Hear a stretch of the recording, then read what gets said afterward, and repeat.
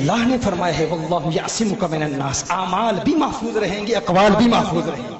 اسی لیے تو یہ اللہ کے ولی ہمیشہ اعمال مصطفیٰ صلی اللہ علیہ وسلم میں محو رہتے ہیں. محدث اعظم پاکستان جیسی شخصیت ہر وقت تصور یار میں، تصور محبوب میں محو رہتے تھے، اور اس کا اہتمام اتنا زبردست کہ مختلف بہانوں سے علم حدیث تو علم حدیث، منطق اور فلسفہ جیسے خشک اسباق پڑھاتے ہوئے بھی تصور محبوب میں محو رہتے تھے. کیوں محو رہتے تھے؟ کیونکہ انہیں تصور محبوب سے پیار ہے. میں نے کہا نا، یہ محب اسے ہی پسند آتی ہے جو ایک مرتبہ چکھ لے، جو اس کی حقیقت کو جانتا ہے، وہ حضور کے تصور میں ہمیشہ محو رہتا ہے. سلم العلوم منطق کی معروف کتاب ہے.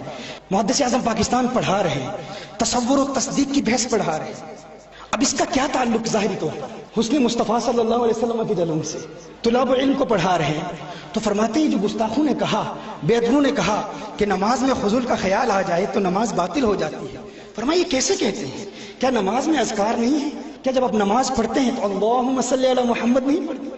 کہا یہ تو منطق کا ہر طالب علم جانتا ہے کہ تصدیق بغیر تصور کے اس کا وجود ہی نہیں ہوتا.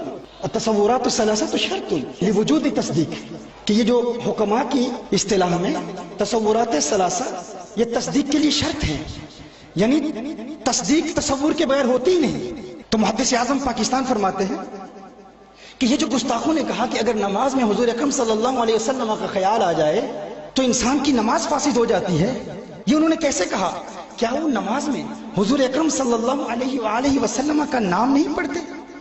کیا درود شریف نہیں پڑھتے؟ اللہم صلی علی محمد نہیں پڑھتے؟ کیا سورہ فتح میں محمد الرسول اللہ نہیں پڑھتے؟ تصور کیا ہے؟ کسی کا ذہن میں خیال آنا. محدث اعظم پاکستان، میں نے کہا ولی ہے، محدث اعظم پاکستان ولی ہے. تو جب آپ کہتے ہیں نا محدث اعظم پاکستان، تو یہ ایک تصور ہے. الادراک الخالی عن الحکم، خیال کا آنا یہ ایک تصور ہے. پھر آپ کہتے ہیں ولی، تو ولی اللہ بھی ایک تصور ہے. آپ کہتے ہیں محدث اعظم پاکستان، یہ خیال آیا، ذہن میں ان کا تصور آیا، یہ ایک تصور ہے. اور پھر آپ کہتے ہیں ولی اللہ، یا آپ کہتے ہیں قطب، تو یہ بھی ایک تصور ہے. لیکن آپ حکم نہیں لگاتے، النسبۃ الحکمیہ نہیں پائی جاتی. تو یہ دو تصورات ہیں، اور تصدیق بغیر تصور کی ہوتی نہیں ہے. تو محدث اعظم پاکستان فرماتے ہیں کہ یہ جو گستاخ کہتے ہیں، بے ادب کہتے ہیں کہ حضور کا خیال نماز میں آ جائے تو نماز باطل ہو جاتی ہے، تو تصور کے بغیر تو تصدیق ہوتی نہیں. تصور کے بغیر تو تصدیق ہوتی نہیں. میں آپ کو اپنی زبان میں آسان الفاظ میں یہ منطقی اصطلاحات سے ہٹ کر بتا دیتا ہوں. گویا کہ محدث اعظم پاکستان فرما رہے ہیں کہ دیکھیے ایک تصور ہے، ایک تصدیق ہے. تو ذرا گستاخوں سے یہ پوچھو، بے ادبوں سے یہ پوچھو کہ تم نماز تصدیق کے لیے پڑھتے ہو یا تکذیب کے لیے پڑھتے ہو؟ جب نماز میں اذکار آتے ہیں تو یہ اذکار، یہ قرآن کریم کی آیات، یہ تکذیب کے لیے پڑھتے ہو یا تصدیق کے لیے پڑھتے ہو؟ آپ سمجھ لیں میں کیا عرض کر رہا ہوں. کوئی اس کو بنیاد بنا کر، چونکہ دنیا بھر میں لوگ ہماری بیانات سنتے ہیں، تو کوئی اس بنیاد پر محدث اعظم پاکستان پر اعتراض نہ کر دے. اس لیے میں وضاحت کرنا چاہتا ہوں، یہ میں اپنے جملوں میں بات سمجھانے کی کوشش کر رہا ہوں کہ محدث اعظم پاکستان گویا کہ یہ فرما رہے ہیں کہ نماز میں جب تم یہ اذکار پڑھتے ہو، قرآن کریم کی آیات پڑھتے ہو، تو بتاؤ جب تم پڑھتے ہو محمد رسول اللہ، محمد کا تصور آئے گا نا، رسول اللہ کا تصور آئے گا نا. اور تصدیق کے لیے تصور شرط ہے. لا یوجد تصدیق بلا تصور، کہ تصور کے بغیر تصدیق کا وجود ہی نہیں ہوتا. تو بتاؤ جب تم نماز میں یہ اذکار پڑھتے ہو تو تصدیق کے لیے پڑھتے ہو یا تکذیب کے لیے پڑھتے ہو؟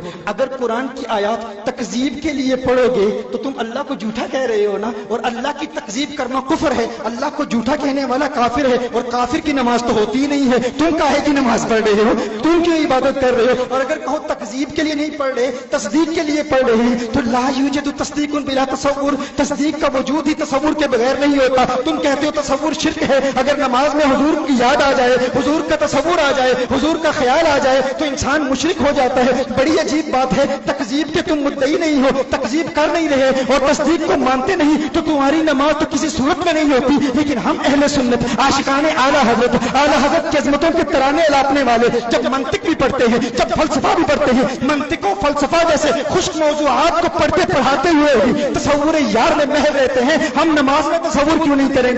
ہم نماز پڑھتے ہیں تو تکذیب کے لیے نہیں پڑھتے، تصدیق کے لیے پڑھتے ہیں، اور تصدیق کے لیے تصور شرط ہے۔ پتا چلا سنی جب نماز پڑھتا ہے تو تصور محبوب میں مہر ہو کر نماز پڑھتا ہے، حضور کی یادوں میں مہر ہو کر نماز پڑھتا ہے۔ وہ کہتا ہے ارے میں تو خارج از نماز بھی ہمیشہ آقا کی یادوں میں مست رہتا ہوں، آقا کے حسن کے جلووں کو دیکھتا رہتا ہوں۔ نماز میں تو ایک اور بہانہ مل گیا، وہ کیا ہے کہ نماز میں تصدیق بھی کرنی ہے، تصدیق کے لیے تصور ضروری ہے۔ اب نماز میں تو اور آقا کا خیال آئے گا، آقا کے جلووں میں اور مہر ہو جاؤں گا۔ گویا کہ وہ کہتا ہے دل میں، جگر میں، آنکھ میں بس تو ہی تو رہے، اس کے سوا نہ دل میں کوئی یار نہیں رہے، اسے اہتمام شوق میں سجدے کروں گا، تیرا خیال آئے تو دل باغ رہے، اور جنت میرے نصیب کی وائس تو بخش دے، میرے کفن میں گیس ہوئے جانا کی بھول رہے، میرے کفن میں گیس ہوئے جانا کی بو رہے۔